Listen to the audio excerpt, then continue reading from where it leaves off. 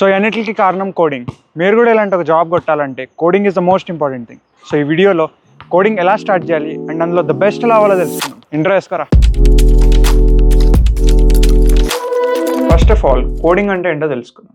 So మనం ఎలా అయితే తెలుగు, హిందీ, ఇంగ్లీష్లో మాట్లాడుకుంటాము, ఇలానే మెషిన్తో కూడా మనం మాట్లాడాలంటే కొన్ని ప్రోగ్రామింగ్ లాంగ్వేజెస్ ఉంటాయి. ఎగ్జాంపుల్ C++, జావా ఇలాంటి ప్రోగ్రామింగ్ లాంగ్వేజ్. సో ఈ ప్రోగ్రామింగ్ లాంగ్వేజెస్ మనం రాయాలి, ఒక పద్ధతి ఉంటుంది దానికి. So set of instructions follow అయ్యి ఇవి కూడా మనం కోడ్ రాస్తాం, దాన్ని సింటాక్స్ అంటారు. సో ఈ సింటాక్స్ మనం ఫాలో అయ్యి రాసాక ఆ సింటాక్స్ని మనం డైరెక్ట్గా మెషిన్కి అయితే వేయలేము. మెషిన్కి మనం రాసే లాంగ్వేజ్ కూడా అర్థం కాదు. So we give this code to compiler. Compiler ఏం చేస్తుంది అంటే ఈ సింటాక్స్ని కరెక్ట్గా కంపైల్ చేసుకుంటుంది. తను ఈ సింటాక్స్ని 0s and 1s కన్వర్ట్ చేసి మెషిన్కి ఇస్తుంది, ఎందుకంటే మెషిన్కి ఓన్లీ 0s and 1s అర్థమవుతుంది. So this is the whole process ఎలా అవుతుందని.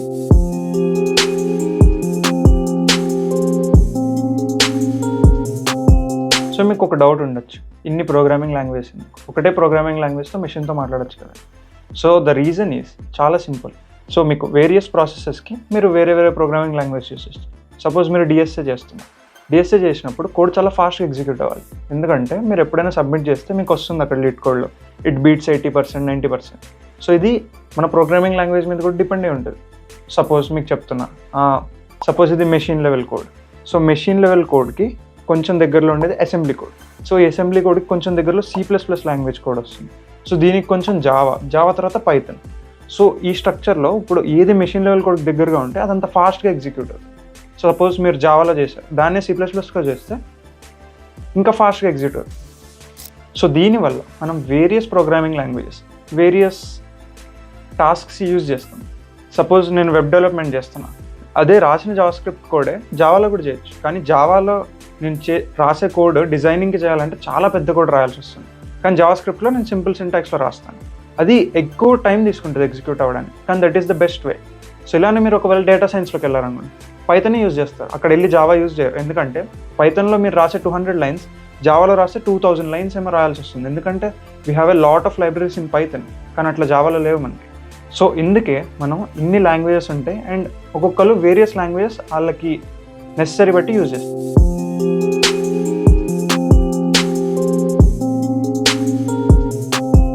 సో ఇన్ని ప్రోగ్రామింగ్ లాంగ్వేజ్లో దేంతో స్టార్ట్ చేయాలి? సో ఫస్ట్ థింగ్ నన్ను అడిగితే మీరు స్టార్ట్ చేయాల్సింది డిఎస్ఏ తోటి, ఎందుకంటే DSA will get you critical thinking. Either start with Java or C++, రెండిట్లో ఏదో ఒకటి సెలెక్ట్ చేసుకుని దాంతో డిఎస్ఏ చేయండి. డిఎస్ఏ చేశాక మీరు ఒక 2 months చేయాలి డిఎస్ఏ, ఎందుకంటే మీరు ఒక లీడ్ కోడ్ అని ఒక వెబ్సైట్ ఉంటుంది. సో ఆ వెబ్సైట్లో మీరు మంచిగా క్వశ్చన్స్ అనేవి దొరుకుతాయి ఒక టాపిక్ మీద. ఆ క్వశ్చన్స్ని వెళ్ళి మంచిగా ప్రాక్టీస్ చేస్తే మీకు ఒక క్రిటికల్ థింకింగ్ అనేది డెవలప్ అవుతుంది. సో డెవలప్ అయ్యాక ఒక 2 months తర్వాత మీ లీడ్ కోడ్లో ఒక 150 questions సాల్వ్ చేస్తే అప్పుడు మీకు ఒక బేసిక్ లాజిక్ అనేది ఇంప్లిమెంట్ చేయొచ్చు. సో లీడ్ కోడ్లో మీరు ఒక 150 problems అలా సాల్వ్ చేశాక మీకు ఒక బేసిక్ లాజిక్ వచ్చేస్తుంది. అప్పుడు మీరు డెవలప్మెంట్ సైడ్ షిఫ్ట్ అవ్వచ్చు. అప్పుడు వెళ్ళి HTML, CSS, జావాస్క్రిప్ట్ చేయండి. కొంతమంది HTML, CSS, జావాస్క్రిప్ట్ ముందే చేస్తారు, కానీ అలా చేయకూడదు. మీరు డిఎస్ఏ నుంచి స్టార్ట్ చేయండి, ఎందుకంటే డిఎస్ఏ చేశాక మీకు లాజిక్ వచ్చి సింపుల్గా మీరు డిఎస్ఏ నుంచి వెబ్ డెవలప్మెంట్ షిఫ్ట్ అవ్వచ్చు. కానీ వెబ్ డెవలప్మెంట్లో కూడా లాజిక్ ఉంటుంది, కానీ జస్ట్ ఇంప్లిమెంటేషన్ అంత మంచి లాజిక్ ఉండదు. సో వెబ్ డెవలప్మెంట్ నుంచి డిఎస్ఏకి రావచ్చు, కానీ అది కొంచెం కష్టంగా ఉంటుంది. So my suggestion is start with DSA and then shift to web development.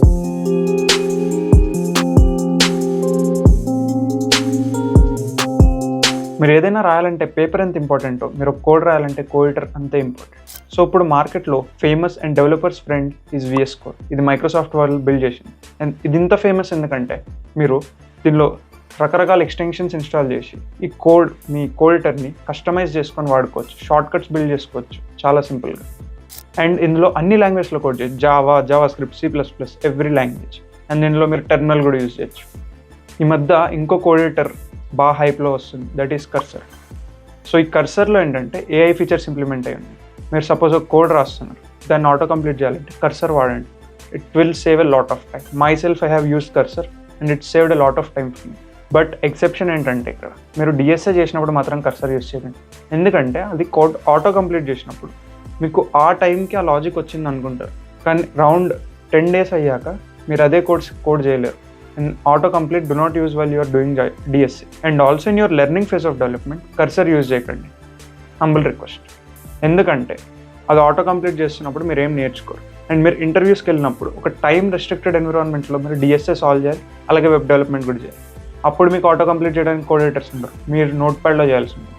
So better first practice DSA in note pad.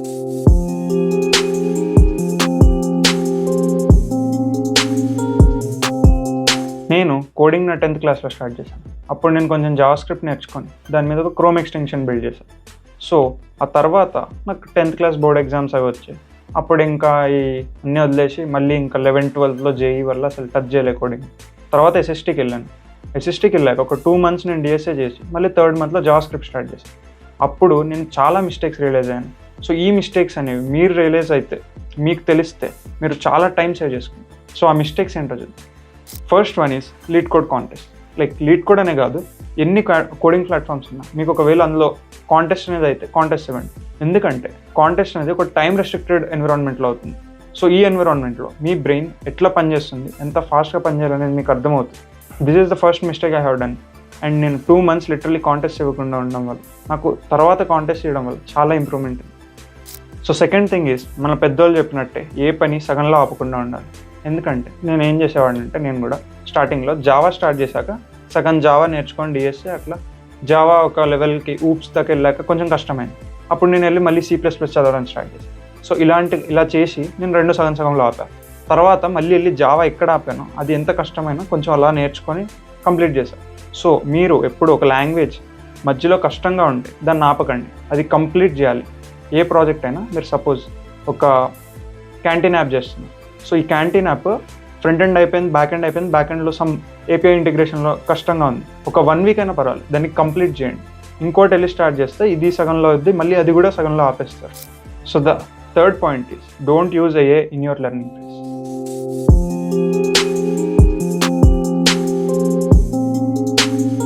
So how do we earn money while coding? So first one, మనం DSA నేర్చుకున్నప్పుడు we can earn money. How?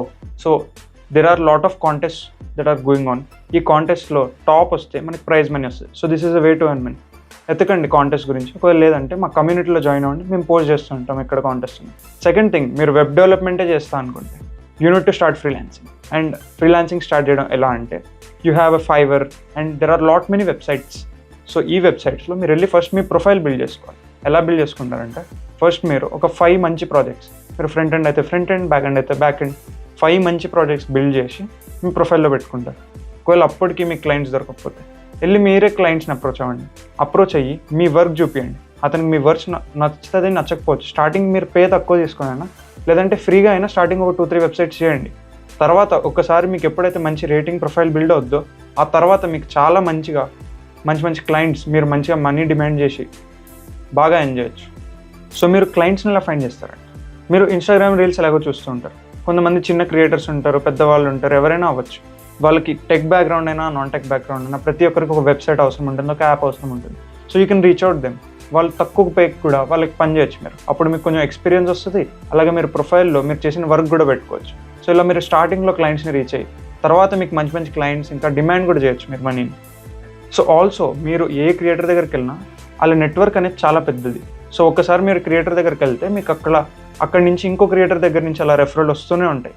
So this is the way we need to build our profile and get started in freelancing.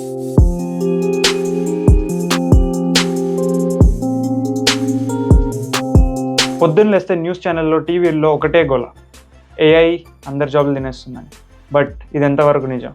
నేను కూడా వెళ్ళిన అన్ని ఈవెంట్స్లో చాలామందిని, CTOల్ని, company ఫౌండర్స్ని, కొలీగ్స్ని, working ప్రొఫెషనల్స్ని అడిగా ఇదే క్వశ్చన్.